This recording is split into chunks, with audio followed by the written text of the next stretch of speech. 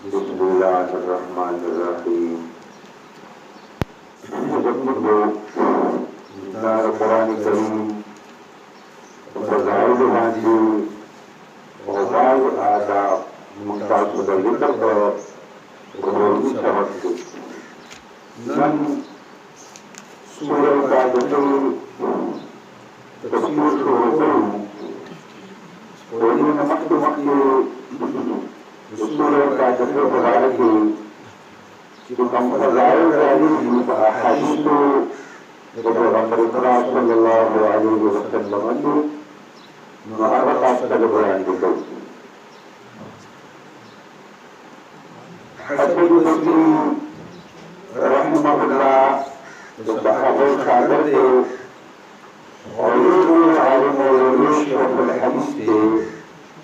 دیوی چې ان الله اولا علوم الكتب السابقه في القرآن الله پاک تمام آسمانی کتابونو او علوم راجمع کړو په قرآن کې کېښوده. تاسو دې نه اندازه سورې فاتحه وګورئ چې سورې فاتحه څومره لوی سورت دی د قرآن په سورتونو کې چې الله رب العزت د تمام آسمانی کتابونو علوم راجمع کړو په قرآن کریم کې کېښودل. ثم أولى علوم القرآن الفاتحة بیا الله رب العزت د قرآن علوم راوستو سورة فاتحه کې کېښودل. فمن علم تفسيرها كان كمن علم تفسير جميع الكتب المنزلة. دا داسې شوه چې چا سورة فاتحه تفسیر زده کړه لکه گویا د آسماني تمام آسماني کتابونو تفسیر زده کړه. دا دومره لوی سورت دی د قرآن په سورتونو کې او دې سره دا خبره علماء کړې ده چې تمام علوم د آسماني کتابونو دا قرآن شریف کې اور قرآن مجید تمام علوم اللہ تعالیٰ پر فاتحہ کی کېښودل اور سورہ فاتحہ تمام علوم اللہ راوستو اور بسم اللہ الرحمن الرحیم کی کېښودل اور بسم اللہ الرحمن الرحیم دا تمام علوم دا راوستو شو دا بسم اللہ پر بے کی کېښودل. بسم اللہ الرحمن الرحیم نو د تمام علوم د بسم الله په دې بي کې الله تعالی کېښودل. د دې وجه اصل کې دا ده چې د تمام علوم مقصد دا دی چې د الله د بندګان الله ته ورسي او د الله بندګان په الله پورې پیوست شي او د الله رضا ته ورسي او د الله د رضا سره ملصق شي او با دا موږ د ګریمر په کتابونو کې طالبانو ته ښایو چې دا با بلکې هر حرف بې شماره معناګانې دي. نو د بي او معنا الصاق دی. الصاق پیوست کولو ته وایي. نو د علم مقصد د تمام آسماني علومو مقصد واحد دی او هغه دا دی چې بنده د الله رضا ته ورسي. د تمام علومو مقصد دی چې انسان د الله سره واصل شي الله سره ملصق شي او د الله رحمت ته ورسي. او دا یو ډېر عظیم الشان صورت دی. دلته د محمد علي صابوني رحمت الله علیه د دې په فضایلو کې لیکلي دي د بخاري حدیث راوستي دی او دا چې رسول الله صلی الله علیه وسلم بدا خبر بار بار کوله چې لا تجعلوا بيوتكم مقابر. تاسو دا یو بل حدیث دی دا سورہ بقره کې دی. د سورہ فاتحه مبارکه دا حدیث ذکر کړی دی چې روا احمد بن حنبل فی المسند أن أبي بن كعب رضي الله تعالى عنه قرأ على النبي صلى الله عليه وسلم القرآن. امام احمد بن حنبل په خپل مسند کې دا حدیث ورکړی دی. امام احمد بن حنبل چې کوم مسند لیکلی دا په 8 جلد کې دی. دا ما سره شته. او بیا راغی تخریج چا کړی هغه په 250 جلد کې دی. هم الله فضل دې مسره. نو امام احمد په خپل مسند کې دا حدیث ذکر کړی دی چې ابي بن كعب رضی الله عنه اقرأ الصحابه ورته اقرأ الصحابه په ټول صحابه کې لوی کاریو عالم د قرآن دی. وی چې ابي بن كعب نبی علیہ السلام ته سورۃ فاتحه اورولا فقال رسول الله صلی الله علیه وسلم نبی کریم ورته فرمایل والذي نفسي بيده خدای مې قسم زما روح دا په لاس کې دی. ما انزل في التوراة ولا في الانجيل ولا في الزبور ولا في القرآن مثلها. زمانه په خدای قسم زما روح دا په لاس کې دی چې نه نازل کړي الله په تورات کې او په انجیل کې او په زبور کې او په قرآن شریف کې په مثل د فاتحه. د دې وجه اعظم سورۃ فی القرآن بلکې تمام آسماني کتابونو کې سورۃ فاتحه ده. وهي 7 المثاني دا ټول آیاتونو باندې مشتمل سورۃ ده. والقرآن العظیم الذي اوتیته او دا قرآن هغه لوی حصہ ده چې هغه نبی کریم صلی الله علیه وسلم فرمایي ما راکړل شوی او دا سورہ حدیث شریف اصل کې د قرآن د آیات ترجمه سازيږي چې الله وايي سورہ حجر کې ولقد آتینا 7 من المثاني والقرآن العظیم. الله وايي یقینا درکړې موږ ته محمد صلی الله علیه وسلم 7 من المثاني و سورتنا د مثانینا یا 7 من المثاني معنا دا چې ټول آیاتونه باندې مشتمل دي او مثاني معنا په قرآن کې بار بار ویل کیږي. او القرآن العظیم او دا الله د قرآن نور حصہ ده. وفي صحيح البخاري أن النبي صلى الله عليه وسلم قال لأبي سعيد بن المعلى نبي كريم يخبر مرغي دوائي ابو سعيد بن معلى دغلندي لأعلمنك سورة هي أعظم السور في القرآن. مرغري زبدات تعليم در قوم دي سورة چاگل قرآن و سورتون طولو کی غٹ سورت دي. او بیا جناب رسول الله فرمائل چه الحمدللہ رب العالمین اگدا سورت دي. وهي 7 المثاني والقرآن العظيم الذي اوتيته دا غټ کتاب دی. د دې قرآن مجید په دې سورتونو کې ډېر نمونه د سورې فاتحې دي. نو یو نوم دا موږ بار بار وایو چې سورې فاتحه سورې فاتحه. نو دې ته سورې فاتحه وایي ځکه چې ابتدا د قرآن مجید یعنی د مصحف دا د دې نشوي ده. فیتی معنا کې معنا سپړل ده. مفتاح ته ځکه مفتاح وایي چې پای چابي کنجي پای چې رندس پړل کېږي او ورس پړل کېږي. نو دا فاتحه ده. په دې باندې قرآن سپړل کېږي او قرآن د دې نشو کېږي.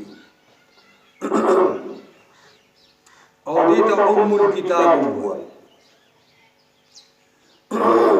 اصل کې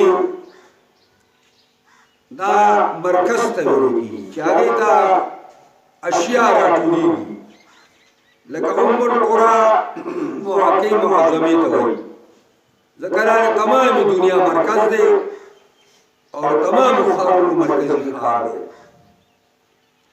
او تم ځکه وایي مور ځکه وایي چې بچي ورته راټولېږي.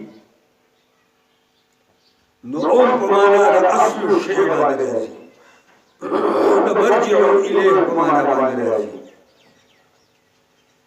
او دې ته 7 المثاني دا هغه صورت ته چې په وو آیاتونو باندې مشتمل دی او دا اتفاقی مسله ده چې په صورت کې سوره فاتحه کې وو آیاتونه دي او مسانی معنا دا ده چې بار بار په مانځ کې لوستل کېږي بار بار په مانځ کې لوستل کېږي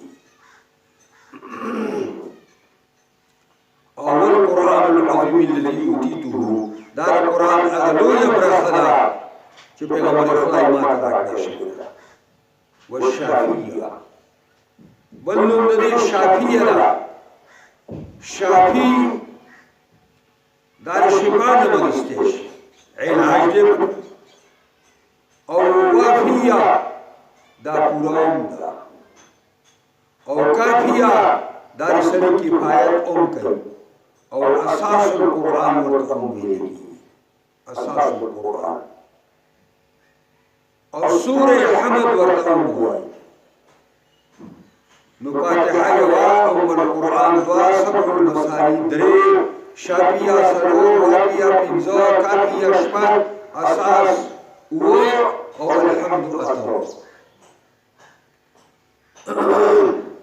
او دیتا سورة المسألة وواي او دیتا سورة الدعاء وواي وقد عددها العلامة قرطبي رحمه الله وخبر تفسير چاہا جامع البیان دا تفسیر نوم دی او پورا پشل جلد کری آگا دی سورت دا پارا دولس نمون ذکر کری چی دا سورہ فاتحی دولس نمون او دا یوشید نمونو دا گڑوانی مطلب دا دی چی دا گڑوانی دا نمونو دا آگے پا گوروانی و پزیلت پانی دلالت کری نو دا دیر لی سورت دی دیر گڑ سورت دی بلکہ بغیر دا دین منظور نکی لا صلاة الا بفاتحة الكتاب نو یا سر منز کی گی او یا منز کامل کی خموز خورا طول مسلک نبانی کی پدے مانا چه سو کوئی سر منز نشو سو کوئی منز کامل نشو او چه منز کامل نشی نبی آغا علماء لکا احناب اگی بیا واجب اعادہ واجب دوبارہ دیو نشی د دې وجه دا مسلم دونه اختلاف نه ده خلکو له څومره هوا کړی ده او په دې باندې جګړه او په دې باندې مناظره خلک کوي بدا یو ډول صورت عظیم صورت ده او دا صورت مکی صورت ده یعنی د مکی صورت معنا دا ده چې دا د هجرت رسول الله د مخکې راځي امام سیوطی رحمت اللہ علیہ گن اصطلاحات بدی کی ذکر کری دی دا قرآن دی سورتون مبارکی چی مکی چاہتا وائی و مدنی چاہتا وائی و دا طول خلاصہ دادا او آگا دو طول خبر چار وقت آستا یاد ہے آدھا چی دا حجرت رسولنا چی وقت سمر سورتون نازل شیو دی دے ټولو ته مکی وی او د هجرت رسول نه چې کم سورتونه رسول نازل شوي دي ټولو ته مدني سورتونه او نه مفسرین او علماء دا منتخب دي چې سورت ته په مکی نه لیکلې او مدني نه لیکلې ته په سره څنګه کې چې دا مکی دی یا مدني دی نو دا یې نه خدای چې په کوم صورت کې توحید مسله د اثبات د رسالت د پیغمبر خدا مسله او صداقت القرآن مسله او اثبات د آخرت دا مسله دا چې په کوم صورت کې نمایان ذکر شوي په دې دلایل ذکر شوي دا دې نه سره چې دا مکی صورت دی او په کوم صورت کې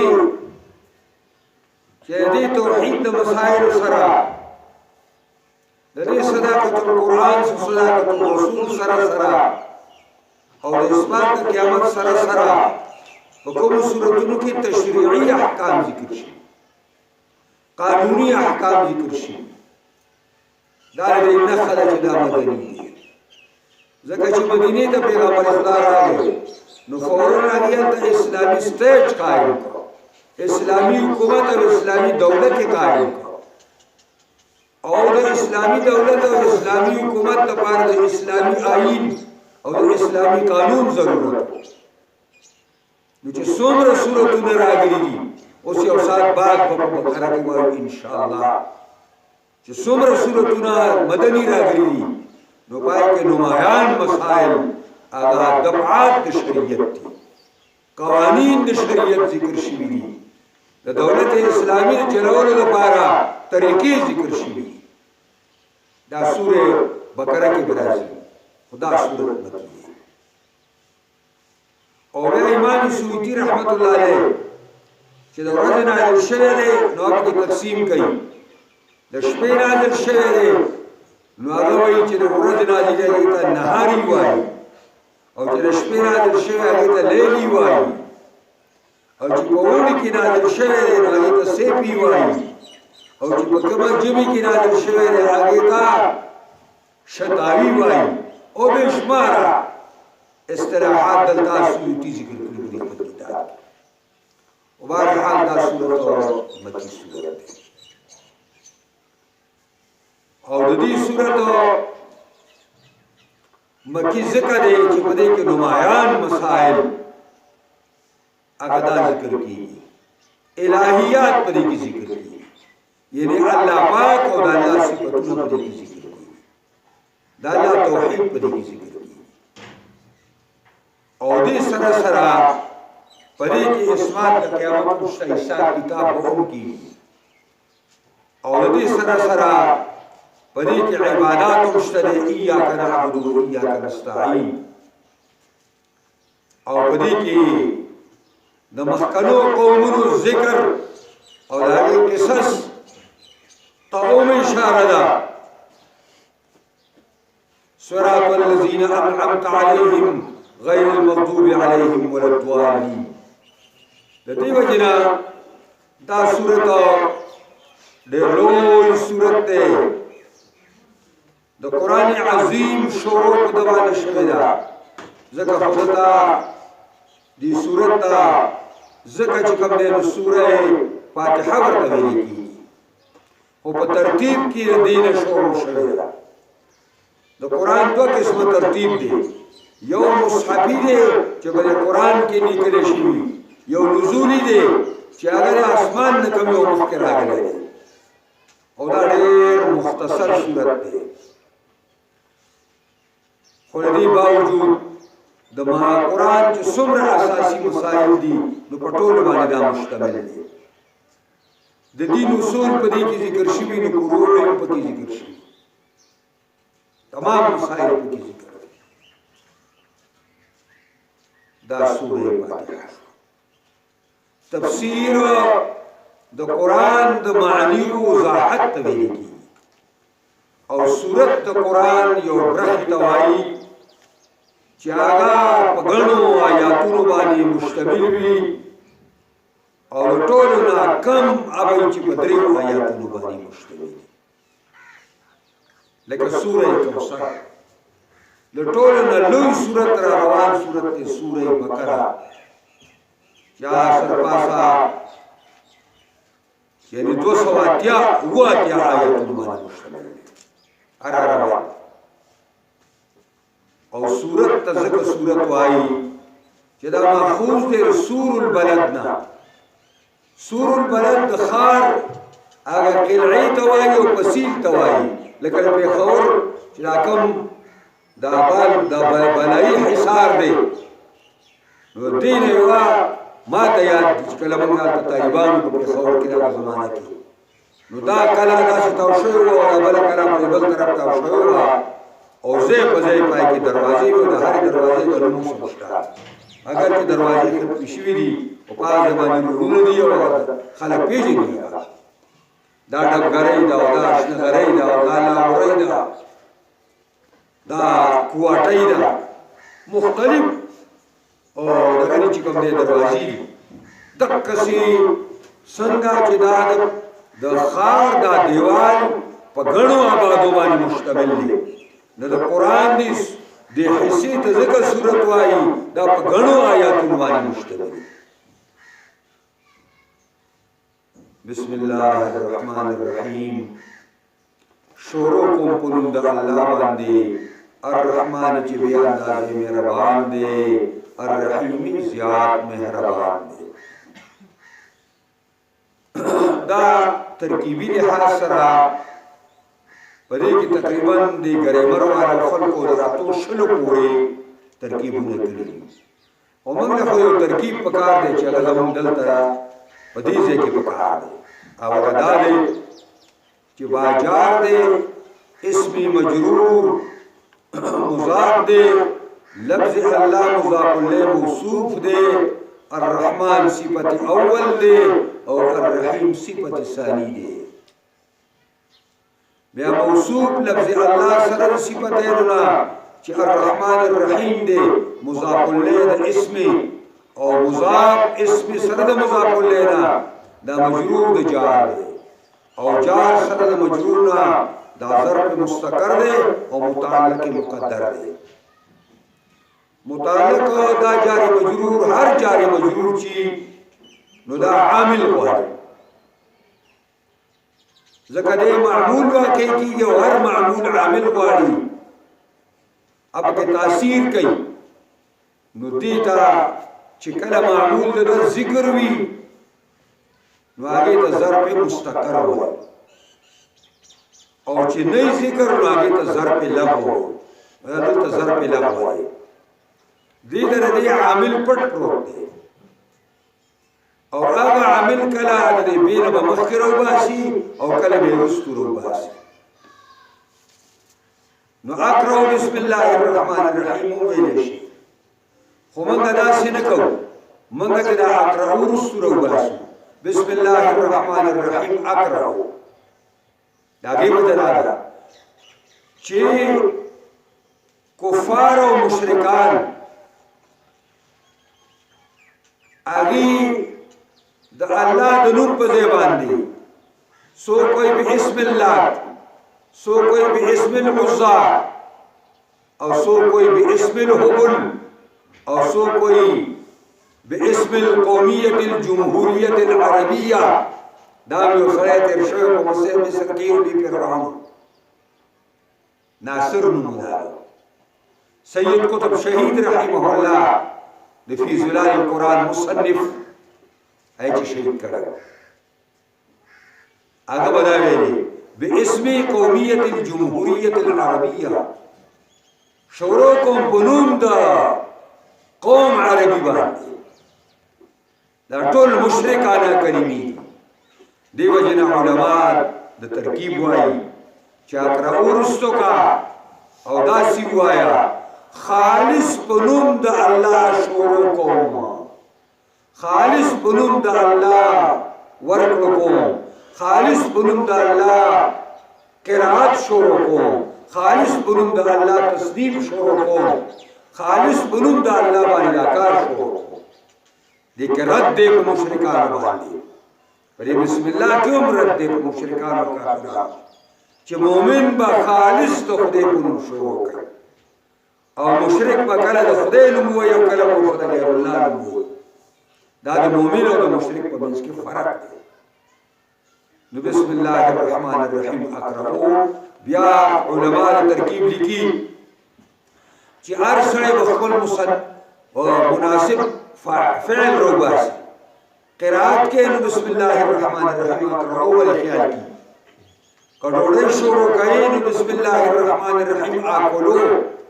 که ګلاس دی پلاس کې نیولې نو بسم الله الرحمن الرحیم اشربو. او که قلم دې راغستې او کتاب لیکي نو بسم الله الرحمن الرحیم اصلي. هر فاعل چې کوم کار شروع کوي دا هغه کار شروع کې د کسب وایي، خو فعل ورته رسول واسي. نو اقرأ صيغه واحد متکلم ده، ضمیر پکې مستتر دی، معبر دی، په ان سره فاعل دی. او بسم الله الرحمن الرحیم ورپورې متعلق دی، فعل سره خپل فاعل او متعلق نه جمله فعلیه متکلمیه، جمله فعلیه متکلمیه. دا لنډه ودی ده او بسم الله الرحمن الرحیم چې قرآن شروع کوو دا وایي خو د دې نه مخکې اعوذ بالله من الشیطان الرجیم وایي ته چې کله قرآن شروع کې نو قرآن وایي وإذا قرأت القرآن فاستعذ بالله من الشيطان الرجيم کله چې قرآن شروع کې نو وایي اعوذ بالله من الشیطان الرجیم اعوذ پناه حاصلوم اعوذ بالله پناه حاصلوم په الله باندې من الشیطان الرجیم د شیطان رټلی شي چې دې زما ته پرې قرات کې څه خلل وانه چي نقصان وانه چي ما غلط نکی زما خیالات چرته بل طرف ته ونسي پناه نعوذ بالله من الشیطان الرجیم نو قرآن د رسول په وخت کې بوایي کله چې او دسماتي ته لیټرین ته باتروم ته دننه کېږي نو هلته به ووایي چې اعوذ بالله من الخبث والخبائث هلته به دا دعا ووایي